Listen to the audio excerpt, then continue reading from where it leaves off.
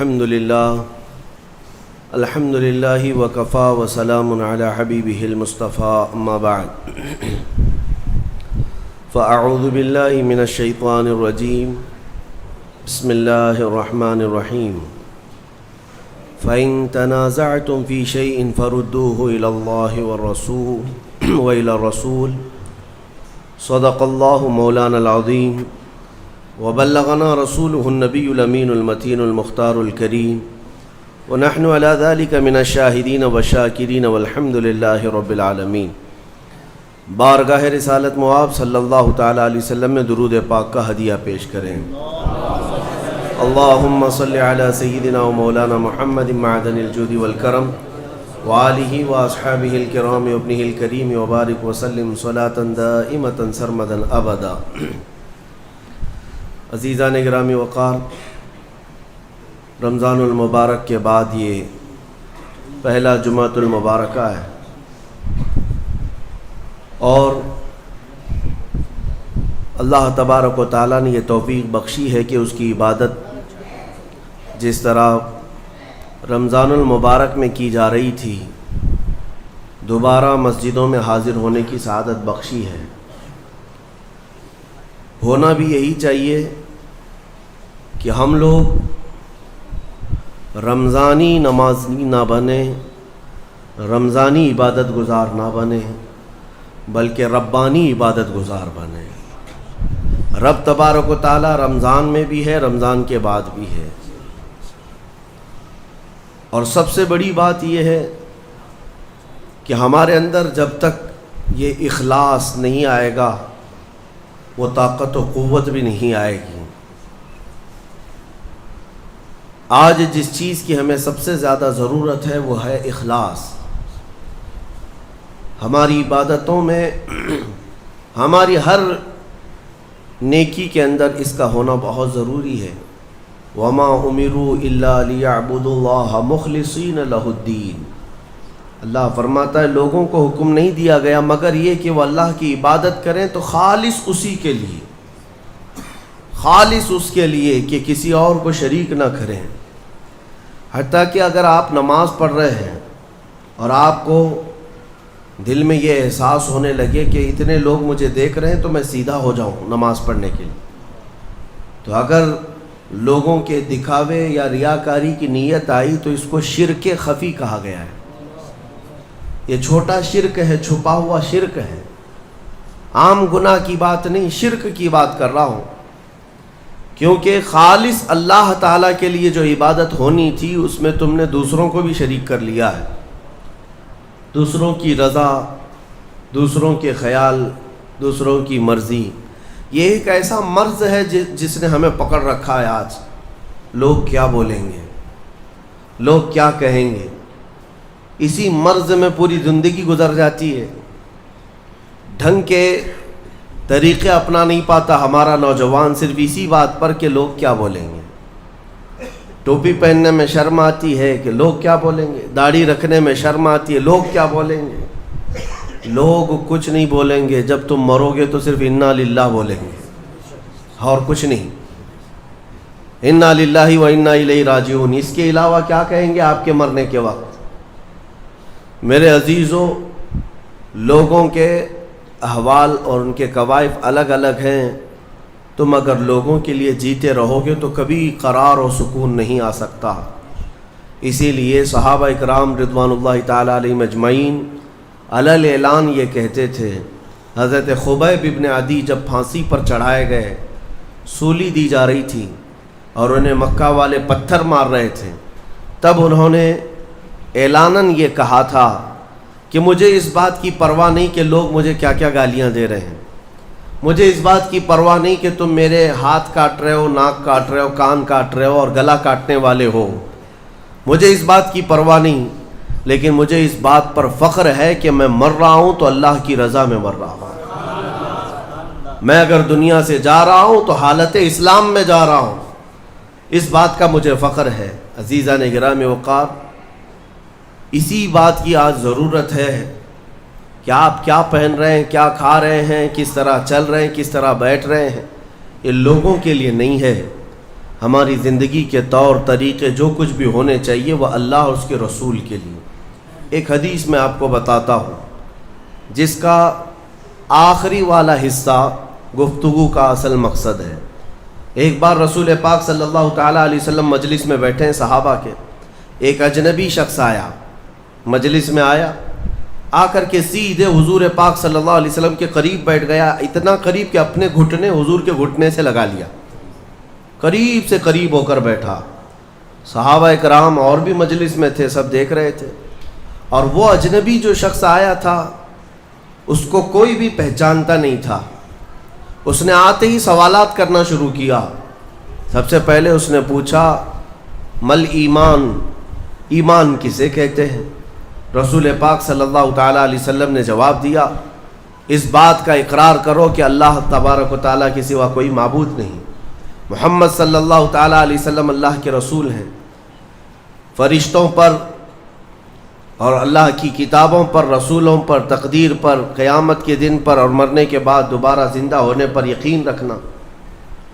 اس اجنبی شخص نے پوچھا مل اسلام، پھر اسلام کیا ہے؟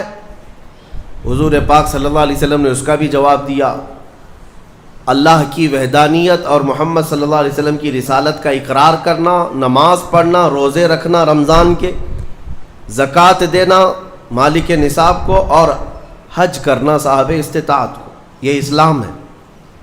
2 سوالات ہو گئے۔ تیسری مرتبہ اس نے سوال کیا مل احسان، احسان کیا چیز ہے؟ احسان نیکی کو کہتے ہیں۔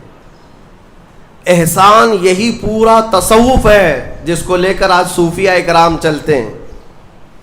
اس نے پوچھا احسان کسے کہتے ہیں؟ اب جواب میں میرے آقا صلی اللہ علیہ وسلم نے 2 جملے ارشاد فرمائے، وہ ہماری پوری زندگی کو گھیرے ہوئے ہیں۔ کیا فرماتے ہیں؟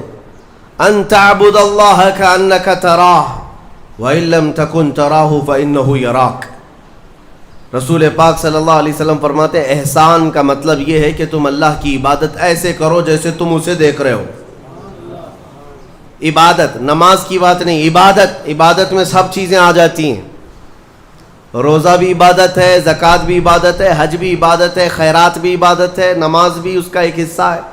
اور رسول پاک نے فرمایا ساری عبادت ایسے کرو جیسے تم اللہ کو دیکھ رہے ہو، اور اگر تمہاری یہ کیفیت نہیں آ پاتی تو ایسی عبادت کرو کہ اللہ تمہیں دیکھ رہا، یہ خیال تو آ جائے کہ اللہ تمہیں دیکھ رہا ہے۔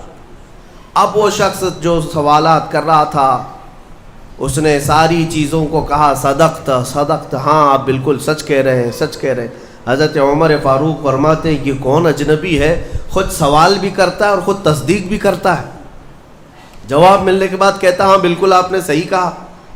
اخیر میں اس نے کہا متی الساعۃ یا رسول اللہ صلی اللہ علیہ وسلم، قیامت کب آئے گی؟ اس کے جواب میں رسول کریم صلی اللہ تعالیٰ علیہ وسلم نے مخفی انداز میں ارشاد فرمایا جتنا پوچھنے والے کو معلوم ہے اتنا ہی پوچھے جانے والے کو بھی۔ ہاں یہ اور بات ہے کہ میں اس کی علامتیں تمہیں بتا دیتا ہوں۔ پھر فرمایا جب تم دیکھو گے کہ عورت اپنا سردار جننے لگ جائے، مطلب یہ ہے کہ ماں باپ پر لو بچے حکومت کرنے لگ جائیں، اور ننگے پیر چلنے والے نیچ ذات کے لوگ بڑی بڑی بلڈنگوں میں فخر کرنے لگ جائیں، بڑی بڑی عمارتوں پر فخر کرنے لگ جائیں، حکومتیں اور کرسیاں ان کے ہاتھوں میں آ جائیں، اور پھر جب تم دیکھو کہ گانے باجے کی کثرت ہو جائے، یہ دوسری احادیث کا مفہوم بھی اس میں آپ کے ساتھ رکھ رہا ہوں، زنا عام ہو جائے، تب تم انتظار کرو کہ قیامت بہت قریب آ چکی۔ میرے عزیزو، حضرت عمر فاروق رضی اللہ تعالیٰ عنہ فرماتے ہم سب سن رہے تھے اور وہ اجنبی آیا اور سوالات کیا اور چلا گیا۔ حضرت عمر کہتے ہیں میں فوراً مجلس سے اٹھ کر باہر گیا کہ اس کو پکڑ کر کے پوچھوں کہ اتنے اہم سوالات کہاں سے لایا تھا، لیکن رسول پاک صلی اللہ علیہ وسلم نے مجھے بلایا، ادھر آؤ عمر۔ وہ کوئی مسافر نہیں تھا، وہ جبرائیل امین تھے جو تمہارا دین سکھانے آئے تھے۔ اتاکم جبرائیل یعلمکم دینکم، وہ تمہارا دین سکھانے تمہیں آئے تھے۔ بہرحال یہ حدیث جبرائیل اس کو کہتے ہیں اس میں جو لفظ آیا ہے کہ تم اللہ کی عبادت ایسے کرو جیسے تم اسے دیکھ رہے ہو، یہ ہماری پوری زندگی کا حصہ ہونا چاہیے، پوری زندگی کا حصہ۔ اسی لیے میرے آقا صلی اللہ تعالیٰ علیہ وسلم سے سوال کیا گیا تھا، صحابہ نے پوچھا دنیا کی طاقتور چیزوں میں بڑی طاقت والی چیز کون سی ہے؟ ترتیب وار حضور اکرم صلی اللہ تعالیٰ علیہ وسلم نے ارشاد فرمایا لوہا ہے، لوہا بہت مضبوط چیز ہے۔ صحابی نے پوچھا کیا اس سے بھی زیادہ طاقتور کوئی چیز ہے؟ کہا ہاں، اس سے بھی زیادہ اگر طاقت آگ میں ہے، کیونکہ آگ لوہے کو پگھلا دیتی ہے۔ پوچھنے والے نے کہا کیا آگ سے بھی زیادہ طاقت کسی میں ہے؟ حضور نے فرمایا ہاں، پانی میں ہے، پانی آگ کو بھی بجھا دیتا ہے، پانی کی طاقت بہت زیادہ ہے، سونامی پانی ہی سے تو آتا ہے۔ اور اس کے بعد پھر پوچھنے والے نے کہا کیا پانی سے بھی زیادہ طاقت کسی کی ہے؟ آپ صلی اللہ علیہ وسلم نے فرمایا ہاں، دنیا میں سب سے زیادہ طاقت ہوا کے اندر ہے، وہ پانی ہو کہ لوہا ہو کہ آگ ہو، سب کو ہوا اڑا لے جاتی ہے۔ اور ہوائیں جب جوش میں آئیں یا جلال میں آئیں تو بڑے بڑے پہاڑ بھی کھسک سکتے ہیں۔ ہواؤں کی طاقت کا اندازہ تم نہیں لگا سکتے، گھروں کی چھتیں اکھاڑ لیں گی اور لوگوں کو تہس نہس کر دیں گی ہوائیں اگر جلال میں آئیں۔ تو پھر پوچھنے والے نے پوچھا کیا اس سے بھی زیادہ طاقت کسی کے اندر ہے؟ حضور پاک صلی اللہ علیہ وسلم نے فرمایا ہاں، ایک چیز میں ہے اور اس سے زیادہ پھر کسی کی چیز میں نہیں۔ پوچھا وہ کیا ہے؟ میرے آقا صلی اللہ علیہ وسلم فرماتے ہیں اس ہاتھ میں ہوا سے زیادہ طاقت ہے جو اللہ کی راہ میں عطا کیا تو دوسرے ہاتھ کو خبر نہ ہوگی۔ یہ اخلاص والا ہاتھ، اخلاص والا ہاتھ کہ اسے خود خبر نہ ہوئی ہو کہ اس نے اللہ کی راہ میں دیا ہے تو کتنا دیا، کیسے دیا۔ میرے عزیزو، یہ اس کو اخلاص کہتے ہیں، یہ خالص اللہ کے لیے دیا، خالص اللہ کے لیے دیا، اس کی طاقت بہت زیادہ ہے۔ اب آپ کو میں وہ نکتہ بھی سمجھا دوں، اولیاء اکرام کی کرامتیں سنتے رہتے ہیں، میاں وہ کیا کھا کر کے اتنی طاقت بنائے تھے۔ غوث پاک رضی اللہ تعالیٰ عنہ بغداد میں بیٹھے ہوں اور دریا میں اگر سیلاب یا طوفان آ جائے اور کشتی بھنور میں پھنسنے لگے تو کئی واقعات ہیں کہ کشتی میں بیٹھے ہوئے مسافروں نے دیکھا کہ غوث پاک تشریف لائے، ان کی کشتی کو سل دیا، سنبھالا۔ جن کشتیوں میں پھٹن تھی یا پانی آ رہا تھا، یہ طاقت کیسے، یہ تصرف کیسے ان کے پاس حاصل ہوا؟ کوئی کھانا پانی ایسا ہے دنیا میں جس کو کھانے کے بعد اتنی بڑی طاقت مل جاتی ہے؟ میرے عزیزو، یہ اولیاء کاملین کے پاس جو بھی طاقت تھی وہ اخلاص کی طاقت تھی، وہ جو عمل کرتے تھے وہ خالص اللہ کے لیے کرتے تھے، خالص اللہ کے لیے، اور وہ اپنے آپ کو تک فنا کر چکے ہوتے اللہ رب العزت کی بارگاہ میں۔ اسی لیے میرے عزیزو، ان طاقتوں کے سامنے دنیا کی کوئی طاقت ٹک نہیں پاتی، اخلاص کی طاقت۔ آج تم کر کے تو دیکھو، اللہ رب العزت کی بارگاہ میں اگر مخلص ہو گئے تو شیطان جو چیلنج کر کے آیا تھا اللہ کی بارگاہ میں، لَأَقْعُدَنَّ لَهُمْ صِرَاطَكَ الْمُسْتَقِيمَ، مولا میں تیرے سیدھے راستے پر بیٹھ جاؤں گا، جو بھی تیرے سیدھے راستے سے گزرے گا میں اس کو بہکاؤں گا، کبھی دائیں جانب سے، کہیں بائیں جانب سے، کبھی آگے سے، کبھی پیچھے سے۔ قرآن کی آیت میں بتا رہا ہوں آپ کو، 8ویں پارے میں اللہ نے فرمایا، شیطان یہ چیلنج کیا اللہ سے، قیامت تک تو مجھے مہلت دے دے، میں تیرے بندوں کو بہکاؤں گا۔ اور پھر اللہ تبارک و تعالیٰ سے وہ کہتا ہے کہ ان سب کو سیدھے راستے سے میں ہٹاؤں گا، لیکن شیطان نے آخر میں ایک جملہ یہ بھی کہا، مولا یہ جتنے بھی سیدھے راستے پر چلیں گے ان کو بہکا تو دوں گا، الا عبادک منہم المخلصین، مگر تیرے وہ بندے جو اخلاص کے ساتھ تیری عبادت کرتے ان پر میرا داؤ نہیں چل سکے گا، میں انہیں نہیں بہکا سکوں گا۔ اب اندازہ کرو کہ شیطان جس کے پاس ساری طاقتیں آ جاتی ہیں باطل طریقے سے وقتی طور پر، وہ عاجز آ گیا تو پھر دنیا کی یہ چھوٹی موٹی طاقتیں تمہارا کیا بگاڑ لیں گی؟ اگر اخلاص تمہارے اندر آ جائے، خلوص کی دولت آ جائے، دنیا میں جو کچھ بھی کر رہے ہو سب دکھاوے کے لیے نہیں ہے، کچھ عبادتیں ایسی ہیں جو تمہارے ساتھ راز رہے تمہارے اور تمہارے پروردگار کے بیچ. ہر بات کی تشہیر کرنا ضروری نہیں ہوتا کہ لوگوں کی مدد آپ نے کیا تو پیپر میں چھاپ دیا، اور آپ کوئی نیکی کر رہے ہیں تو ضروری نہیں ہوتا کہ ہر چیز کی تشہیر کی جائے. ہاں، کچھ چیزوں میں حکمت اور مصلحت ہو سکتی ہے کہ لوگوں کو نیکی کی طرف بلانے کے لیے اعلان کیا گیا ہو، لیکن ہر چیز میں نہیں.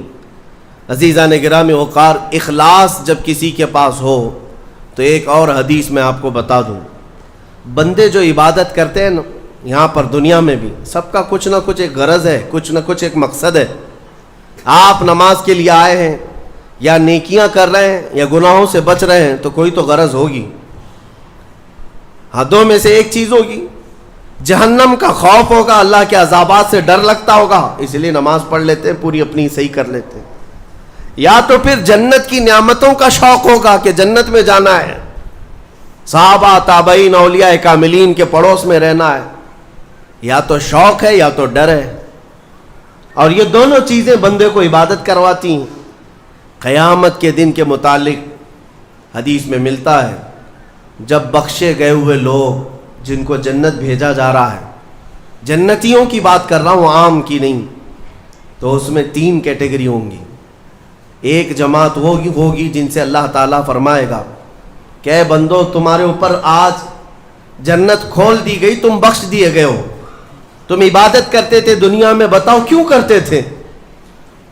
وہ بندے کہیں گے کہ مولا تیری جہنم سے بڑا ڈر لگتا تھا، اس کے عذابات کا خوف تھا، اس لیے ہم عبادت کرتے تھے. رب تعالیٰ فرماتا ہے کہ جس چیز سے تم ڈرتے تھے میں نے آج بچا لیا، جاؤ میری جنت میں. ان کو جنت بھیج دیا جائے گا. دوسری ایک جماعت، ان سے رب تبارک و تعالیٰ پوچھے گا تم کیوں عبادت کرتے تھے؟ تم بھی جنت کے مستحق ہو گئے ہو، آج بخشے گئے ہو. وہ لوگ کہیں گے کہ مولا ہمیں تیری جنت کی نعمتیں سننے کے بعد اس قدر شوق تھا کہ ہم وہ نعمتیں حاصل کرنے کے لیے دن رات عبادت کیے، ذکر کیے، تسبیح پڑھے، اور آج کامیاب ہوئے. رب تعالیٰ فرماتا ہے میری جنت کی خواہش کرنا بھی نیکی ہے، جاؤ میں تمہیں جنت دیتا ہوں. وہ بھی جنت میں چلے گئے. تیسری جماعت تھی، ان سے پوچھا جائے گا تم کیوں عبادت کرتے تھے؟ تم بھی آج جنت کے مستحق ہو گئے. وہ کہیں گے کہ مولا ہمیں تیرے جہنم کے عذابات کی بھی پرواہ نہیں، اور نہ ہی تیری جنت کی نعمتوں کی خواہش، بلکہ ہم تو صرف اور صرف تیری رضا کے لیے کرتے تھے، تو راضی ہو جا، ہم جنت و دوزخ کے لیے نہیں.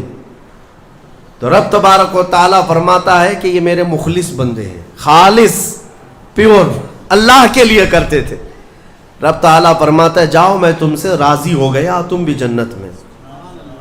جنت میں جانے کا حکم دے دیا جائے، لیکن فرمایا گیا وہ جماعت رک جائے گی، وہ کہیں گے نہیں ہم جنت میں نہیں جائیں گے. ایسا بھی کوئی ہے؟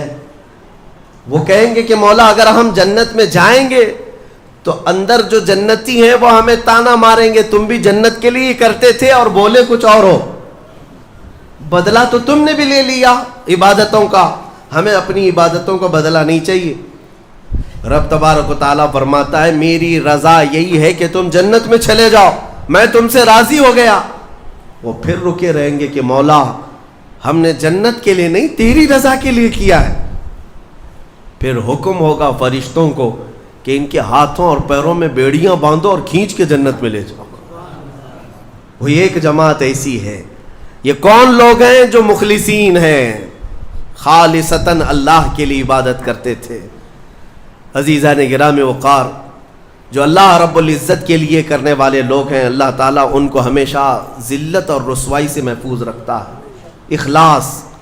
بنی اسرائیل میں ایک خاتون تھی اور اس کا بڑا گھرانہ تھا.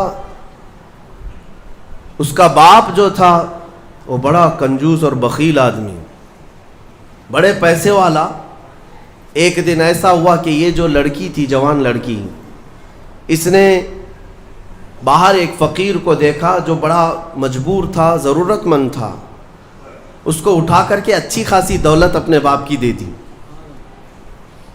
اور باپ کو پتہ چلا تو اتنا غصے میں آیا کہ میں ایک پوٹی کوڑی نہیں دیتا اور تو اتنی بڑی دولت اٹھا کر دے دی، اور غصے میں اپنی بیٹی کا ہاتھ کاٹ دیا، اس کا ہاتھ کٹ گیا۔ غصے میں تھا، باپ بخیل تھا، ہاتھ کاٹ دیا۔ بہرحال کٹے ہوئے ہاتھ کے ساتھ وہ رہنے لگی، تھی اللہ رب العزت کی رضا چاہنے والی۔ کئی دن تک اسی طرح گزر گئے۔ اب باپ بڑے پیسے والا تھا اس زمانے میں، وہ ہاتھ چھپا کر کے رہی۔ پھر اس کا رشتہ آیا ایک بہت بڑے خاندان سے، اور بڑے خاندان کا جو شہزادہ تھا اس نے پسند کر لیا۔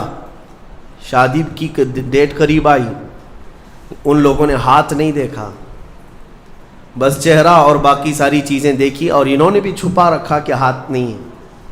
کٹے ہوئے ہاتھ کے ساتھ کون شادی کرے گا؟ بہرحال شادی ہو گئی۔ شادی ہونے کے بعد وہ گھر رخصت ہو گئی، اپنے نئے دولہے کے ساتھ وہ اپنے گھر پر بیٹھی ہے دسترخوان پر۔ وہ بائیں ہاتھ سے کھایا کرتی تھی، ایک ہاتھ تو کٹا ہوا تھا، چھپا کر کے رکھتی تھی۔ دسترخوان پر جب بیٹھی، اس کا نیا دولہا ہے، اس کے گھر والے، کھانے کے وقت اب ہاتھ نکالنے کی باری آ گئی۔ وہ بائیں ہاتھ سے کھا رہی تھی تو اس کے شوہر نے کہا کہ کیا سیدھے ہاتھ سے نہیں کھا سکتی؟ سیدھے ہاتھ سے کیوں نہیں کھا سکتی؟ اب اس کے رشتے کے ٹوٹنے کا وقت آ گیا تھا۔ اگر پتہ چلے تو دھوکہ کیا ہے، کٹے ہوئے ہاتھ کے ساتھ ہمارے ساتھ نکاح ہوا ہے۔ اس کے آنکھوں میں آنسو آئے، وہ ہاتھ اپنے کپڑے کے اندر ہی چھپائی رہی۔ اچانک اسے غیب سے ایک آواز آئی، اے میری بندی ہاتھ نکال۔ اس نے اپنے دوپٹے کے اندر سے ہاتھ نکالا تو سیدھا ہاتھ پورا صحیح سلامت تھا۔ پھر وہ زمانہ موسیٰ علیہ السلام کا تھا، ان کی بارگاہ میں حاضری دے کر اس نے اپنا یہ واقعہ سنایا۔ سیدنا موسیٰ کلیم اللہ فرمانے لگے، مولا نے مجھے یہ وحی دے کر بھیجا اور ارشاد فرمایا کہ اے موسیٰ، ہم اس ہاتھ کو شرمندہ نہیں ہونے دینا چاہتے جو ہاتھ میری بارگاہ میں اخلاص سے اٹھا ہو۔ میرے عزیزو، یہ اخلاص کی دولت ہے۔ جو خالصتاً اللہ کے لیے کچھ کیا ہو، مولا اسے کبھی ذلیل نہیں ہونے دے گا، اسے بے عزت نہیں ہونے دے گا۔ اسی لیے کچھ کام ایسے کر جاؤ جو خالصتاً اللہ کے لیے ہو، رب تبارک و تعالیٰ کے لیے اب تک کیا کیا ہے اس کا بھی آپ کے پاس کچھ تو ہونا چاہیے۔ اگر اپنی زندگی میں آپ احتساب کریں، اپنا ہی محاسبہ کریں کہ میں جوانی سے لے کر اب تک جتنے کام کیا ہوں، کوئی کام ایسا ہے جو خالص اللہ کے لیے کیا ہو؟ رسول پاک صلی اللہ تعالیٰ علیہ وسلم کی ایک حدیث میں آپ کے سامنے عرض کرتا ہوں، اخلاص میں کتنی طاقت ہے وہ بتاتا ہوں۔ حضور اکرم صلی اللہ علیہ وسلم فرماتے ہیں، صحیح حدیث ہے یہ، 3 لوگ سفر پر تھے، 3 دوست تھے، یہ تینوں سفر پر تھے اور یہ پہاڑوں کے راستے سے جا رہے تھے۔ ایک پہاڑ کے غار میں ان لوگوں نے پناہ لینے کے لیے تھوڑی دیر آرام کیا اور بارشیں شروع ہو گئیں، طوفانی بارش، اور ایسی بارشیں آئی کہ پہاڑ کے پتھر کھسکنے لگے اور ایک بہت بڑی چٹان کھسک کر کے یہ غار کے منہ پر آ کر گر گئی۔ غار بند اور یہ اندر 3 بیٹھے ہوئے ہیں، ہاتھ کے ہلانے سے تو پتھر جانے والا نہیں، ایک بڑی چٹان گر کر کے بند ہو چکی، ان کی قبر وہیں بننے والی۔ 3 لوگ ہلا کر کے کیا ہٹا سکتے تھے؟ اب تینوں لوگوں نے کیا کیا؟ میرے آقا صلی اللہ علیہ وسلم فرماتے ہیں تینوں رونے لگے کہ اب ہماری موت یہیں پر ہونے والی ہے، ختم ہے، لیکن اس سے پہلے چلو اللہ کی بارگاہ میں اپنی زندگی کی کوئی ایسی چیز ہو جو تم نے خالص اس کے لیے کیا تھا، اس نیکی کو وسیلہ بنا کر کے دعا کرتے ہیں، دیکھتے ہیں پتھر ہٹتا ہے کیا۔ تو تینوں نے اپنی اپنی زندگی کی ایک ایک چیزیں شمار کرنا شروع کیا۔ توجہ چاہتا ہوں، پہلے ایک بندہ سجدے میں گرتا ہے اور عرض کرتا ہے، مولا تو جانتا ہے میری ایک بوڑھی ماں تھی، ماں کی خدمت بہت کیا کرتا تھا، ماں کی بہت تعظیم کرتا تھا۔ ایک دن رات کو جب میں گھر پہنچا تو میرے پاس صرف ایک روٹی تھی اور تھوڑا سا دودھ تھا، میرے گھر کے کئی بچے تھے، بچے بھی بھوکے تھے لیکن میری ماں بوڑھی تھی، تو میں جب بھی گھر رات کو پہنچتا پہلے اپنی ماں کو کھلاتا، اس کے بعد اپنے بچوں کو کھانا دیتا۔ اس دن ایسا ہوا کہ میرے پاس صرف ایک روٹی اور تھوڑا سا دودھ تھا، ماں بھی بھوکی تھی اور بچے بھی۔ بچے آ کر لپٹ گئے، کہنے لگے کہ ہمارے لیے کھانا، بھوک کی شدت ہے۔ میں نے بچوں کو تھوڑی دیر کے لیے بٹھایا گھر کے باہر اور اس روٹی کو چور کر دودھ میں اپنی بوڑھی ماں کو کھلایا۔ میری بوڑھی ماں جو بھوکی تھی وہ پوری روٹی کھا گئی اور پورا شکم سیر ہو کر وہ دعا کرتے ہوئے سو گئی۔ اس رات کو میں بھی بھوکا رہا، میرے بچے بھی بھوکے رہے، ہمارے گھر میں اس کے علاوہ کوئی کھانا نہیں تھا۔ اے رب ذوالجلال، میں نے اپنی ماں کے ساتھ یہ جو حسن سلوک کیا خالص تجھے راضی کرنے کے لیے، خالص تجھے راضی کرنے کے لیے۔ مولا اگر یہ میری نیکی تجھے پسند ہے تو یہ چٹان کو ہٹا دے۔ وہ دعا کر رہا تھا، چٹان تھوڑی کھسک گئی، اپنے آپ کھسک گئی، لیکن اتنی نہیں کہ وہ نکل سکیں۔ دوسرا جو ساتھی تھا وہ سجدے میں گرا اور وہ دعا کرنے لگا۔ یہ پوری حدیث پاک موجود ہے جس کو میرے آقا نے بیان کیا۔ میرے عزیزو، زندگی میں کوئی ایسی چیز ہو جو اللہ کے لیے کیا ہو، پھر دیکھنا زندگی کی مصیبتیں آئیں، اسی نیکی کو تم اللہ کی بارگاہ میں رکھ سکتے ہو۔ دوسرا سجدے میں گرتا اور کہتا ہے، مولا تو بہتر جانتا ہے، میں اپنی چچیری بہن کا عاشق ہو گیا تھا۔ اس کی چچیری بہن تھی، چاچا کی بیٹی، عاشق ہو گیا اور ہم دونوں میں معاشقہ چلنے لگا، ایک دوسرے سے محبت کرنے لگے۔ ایک دن ایسا آیا کہ ہمارے گھر والے اور اس کے گھر والے سب باہر چلے گئے، ہم دونوں تنہا رہ گئے اور ہم دونوں ایک کمرے کے اندر آئے۔ ہم دونوں نے گناہ کرنے کا ارادہ کر لیا۔ شادی تو نہیں ہوئی تھی، نکاح بھی نہیں ہوا تھا، دونوں کھڑے ہوئے، گناہ کرنے کا ارادہ ہی تھا کہ ہم دونوں کو اچانک خیال آیا میرا رب دیکھ رہا ہے۔ ہم کپڑے اتارے اس کے سامنے جو ہمارے دلوں کے حالات بھی جانتا ہے، تو وہ میری چچیری بہن وہ بھی رونے لگی، میں بھی رونے لگا اور ہم ایک دوسرے کو ہاتھ نہیں لگائے۔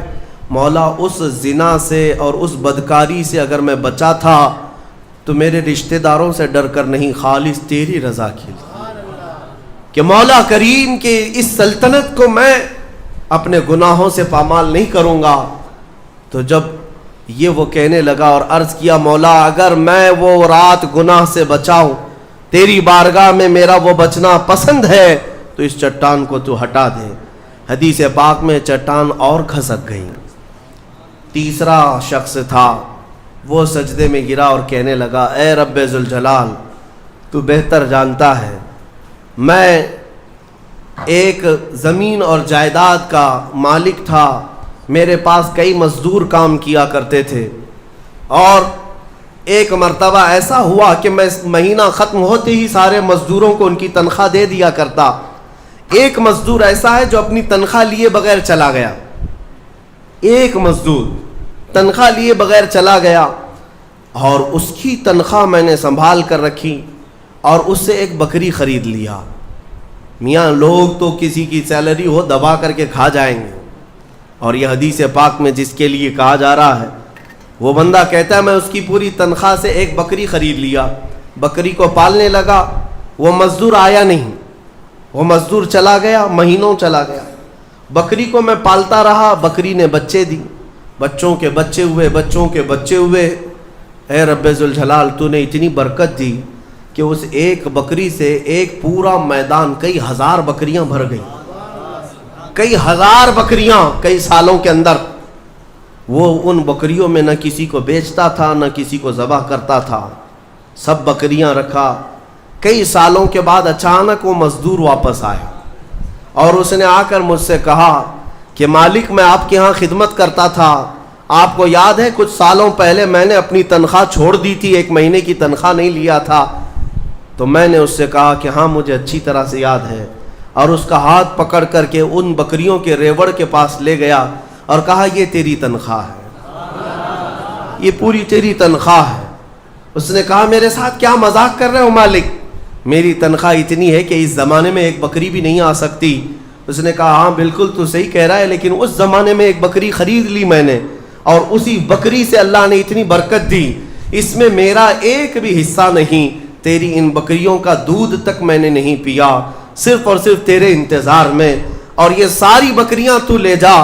اور وہ مزدور خوشی خوشی اپنے پورے ریوڑ کو, آج کے زمانے کے وہ کئی لاکھوں کی بکریاں ہوں گی, وہ مزدور لے گیا. اب یہ بندہ کہتا ہے اے رب ذوالجلال, میں نے یہ امانت اگر سنبھالی تھی تو خالص تیری رضا کے لیے, مولا صرف تجھے راضی کرنے کے لیے, ورنہ پیسے کھا جاتا تو کون کیا کر لیتا, وہ مزدور کون سا وصول کر لیتا. کہتا نہیں مجھے یاد نہیں, اب میں پہچانتا بھی نہیں. نہیں مولا, میں نے تیری رضا کے لیے کام کیا, اگر تجھے یہ پسند ہے تو یہ چٹان ہٹا دے. حدیث پاک میں ہے اس نے جیسی یہ دعا کیا پوری چٹان ہٹ گئی, پوری چٹان کھسک کر ختم ہو گئی, ان کا راستہ صاف ہوا. پتہ یہ چلا حدیث پاک کا یہ مفہوم ہے. میرے عزیزوں, میں اب آپ کے سامنے عرض کرتا ہوں, ایسی بڑی بڑی چٹانیں آج بھی ہم پر گر رہی ہیں, مصیبتوں کی چٹانیں, ظلم کی چٹانیں, لوگوں کے تان و تشنی اور لوگوں کی گالی گلوچ کی چٹانیں. ان چٹانوں کو کھسکانے کے لیے تمہارے پاس اخلاص والی کوئی نیکی موجود ہے؟ رب تبارک و تعالیٰ کی بارگاہ میں کبھی یوں عرض کرتے کہ مولا میں نے خالصتاً ایک رات تیرے لیے کھڑے ہو کر پکارا تھا جب سب لوگ سو رہے تھے, میں صرف تجھے راضی کرنے کے لیے عبادت کیا. مولا اگر تو راضی ہے تو ان فلسطین کے بچوں پر رحم کرتے. ہمارے پاس ایسی کوئی چیز ہے جو ہم عرض کر سکیں؟ آج دعائیں کہاں نہیں ہو رہی ہیں, دعائیں سب جگہ ہو رہی ہیں, اجتماعی دعائیں ہو رہی ہیں, ہر خطبے میں, ہر نماز میں, ہر جگہ دعائیں ہوتی ہیں. لیکن میرے عزیزو, شاید وہ اخلاص سے خالی ہو گئے ہیں. ایک بات یاد رکھنا, حرام لقمے پیٹ میں پڑے ہوں, حرام کمائی گھر میں پڑی ہو, تو حدیث پاک میں اس کی کوئی دعا آسمان تک نہیں جاتی, کوئی دعا آسمان تک نہیں جاتی. اور ان تمام چیزوں کی طرف کبھی خیال بھی نہ کرنا اور پھر یہ کہنا کہ ہماری دعائیں کیوں نہیں قبول ہوتی. اخلاص نہیں ہوتا, یا تو پھر دعا تو کرتے ہیں, کمائی بھی صاف ہے, حلال ہے, لیکن دعا کرنے کے وقت ایسا لگتا ہے جیسے کوئی ڈیوٹی ادا کر رہے ہیں, جلدی سے بھاگنا ہے. ہم تو دیکھتے ہیں نا, نماز میں ہاتھ اٹھانے میں بھی لوگوں کو شرمندگی ہونے لگتی ہے.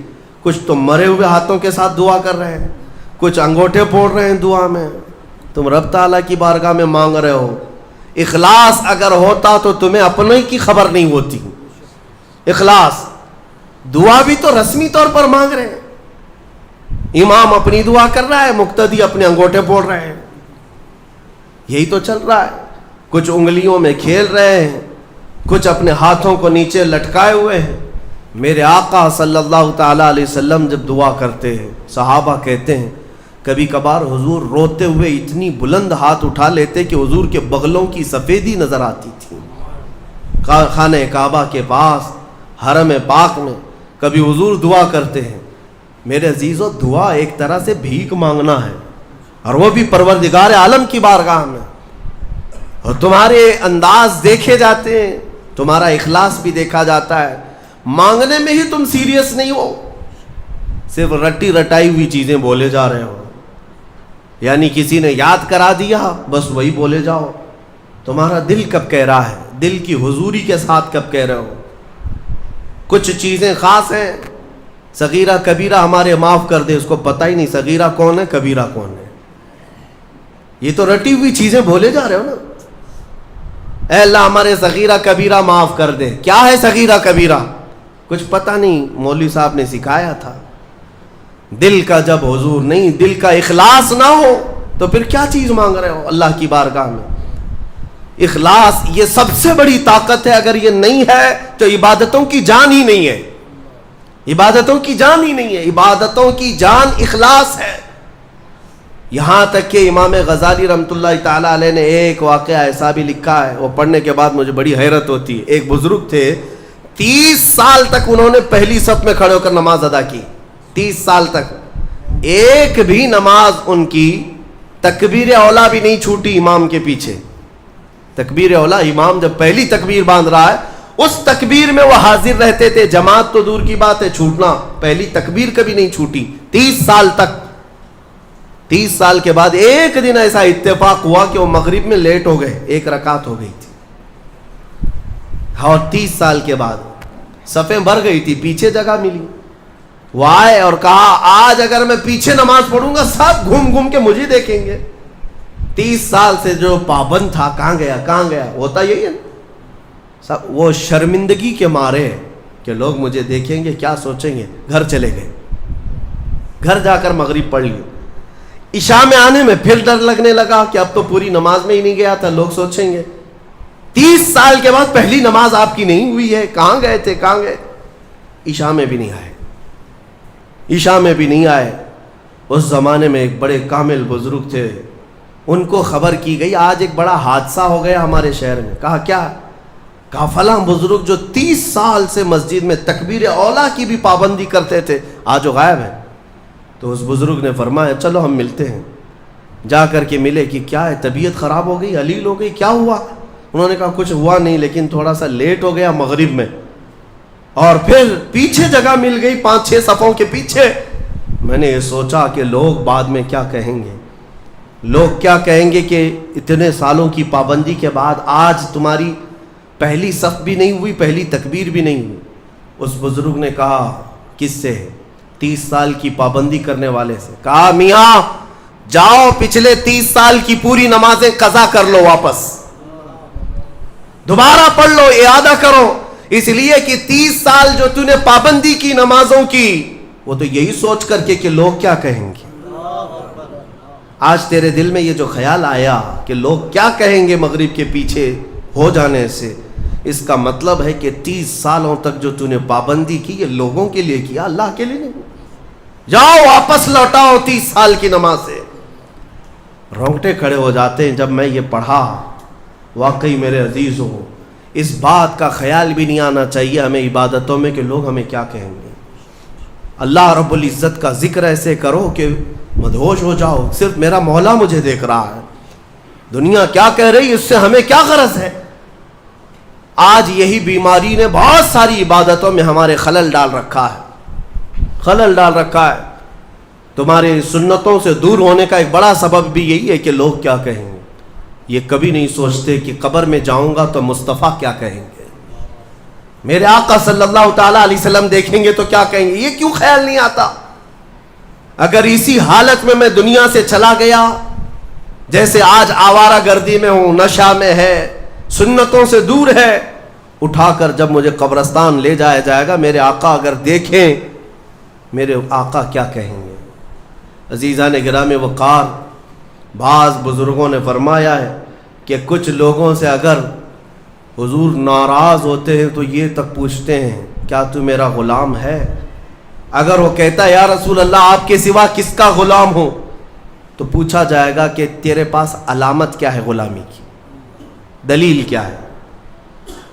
اس کو بھی شیخ عبدالحق محدث دہلوی رحمۃ اللہ علیہ نے ایک واقعے سے نقل کیا ہے.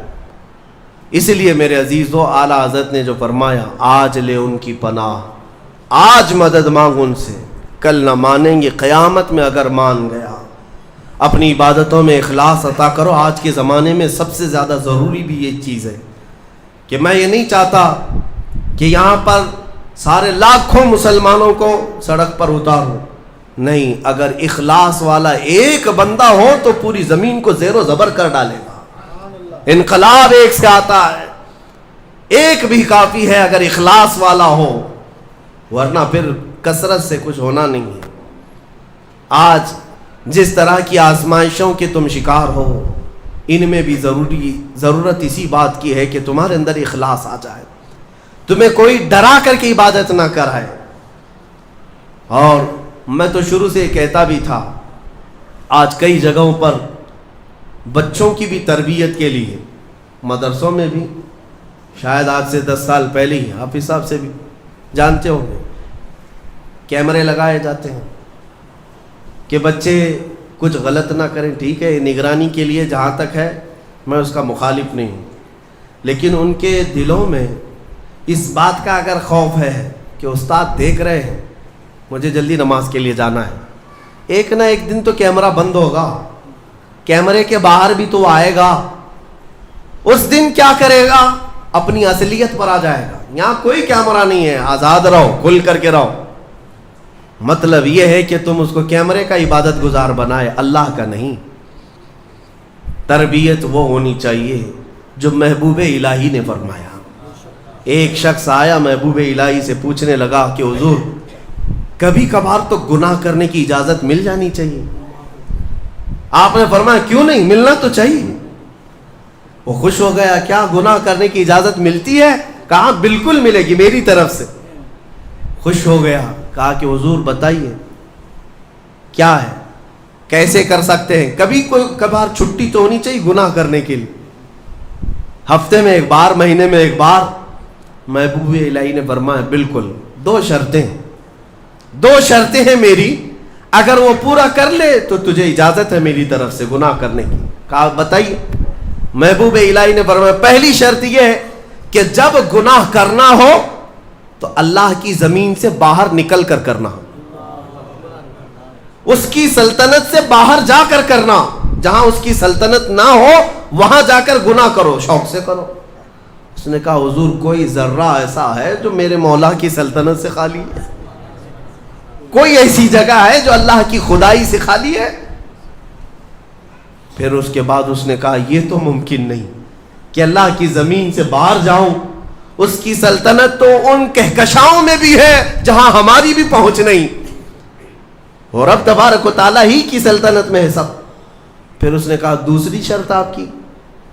محبوب الہی نے فرمایا جب گناہ کرنے کا ارادہ ہو تو وقت دیکھ لینا, اس وقت گناہ کرنا جب تیرا رب سو رہا ہو. اس نے کہا حضور یہ کیسی شرط ہے؟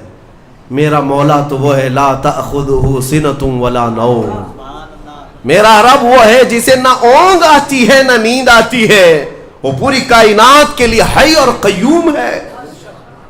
تو محبوب الہی نے کہا ظالم, جب تجھے یہ دونوں باتیں معلوم ہیں کہ تو اس کی سلطنت سے باہر نہیں جا سکتا اور اس کی غفلت کا ایک لمحہ کیا ایک آن بھی نہیں آ سکتی, تو کیا تجھے اس بات کی شرم نہیں آتی کہ اسی کی زمین پر اسی کے دیکھنے کے حالت میں گناہ کروں؟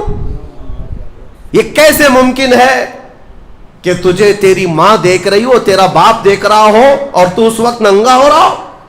تو اپنے گھر میں اپنے ماں باپ کے سامنے ننگا نہیں ہوتا تو اس پروردگار عالم کی بارگاہ میں اس کی نافرمانی کے لیے کیسے گناہ کر لے گا؟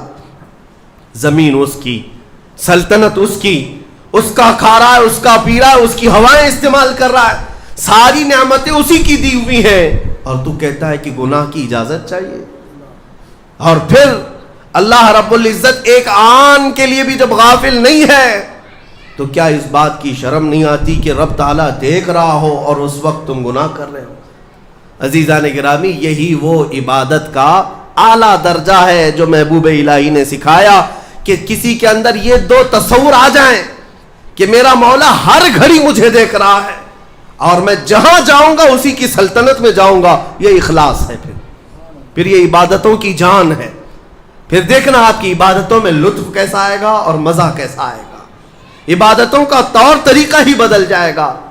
ہاں یہاں آ کر کے پھر نماز میں حساب کتاب نہیں شروع کریں گے, نماز میں آ کر کے بازار کی باتیں تمہارے دماغ میں نہیں گھومیں گی. امام پتہ نہیں کیا پڑھ رہا ہے, مقتدی کہیں اور پہنچا ہوا ہے. یہ کیوں ہو رہا ہے؟ اخلاص نہ ہونے کی وجہ سے. دل کے اندر اخلاص نہیں, خالص اللہ کے لیے کرے. حضرت حاتم اصم بڑے بزرگ ہیں, اور وہ نماز کے لیے کھڑے ہوتے تو ان کے بدن کے جو بال ہیں نا وہ اتنے کڑک ہوتے تھے کہ کپڑے سے باہر آ جاتے تھے. رونگٹے ان کے جو کھڑے ہوتے کپڑوں سے باہر آتے تھے, ان کا جسم پیلا پڑ جاتا تھا. جب اذان ہوتی تھی تو ان سے پوچھا گیا کہ آپ اتنا کیوں ڈرتے ہیں؟ کہتے ہیں دنیا والے بادشاہ اگر طلب کے لیے بلا لے تو ڈر ڈر کر کے جاتے ہیں کہ میرا کیا حساب ہونے والا ہے, اور وہ شہنشاہ اعظم جب بلا رہا ہے تو میرا دل خوف سے لرز جاتا ہے کہ اب میرے ساتھ کیا ہونے والا ہے. وہ میرے ایک لمحے سے بھی غافل نہیں. بادشاہوں کو ہیلے بہانے کر کے تم بچ تو سکتے ہو, اس کی بارگاہ میں کہاں بچو گے؟ اور پھر حاتم اصم سے پوچھا گیا آپ عبادت کیسے کرتے ہیں؟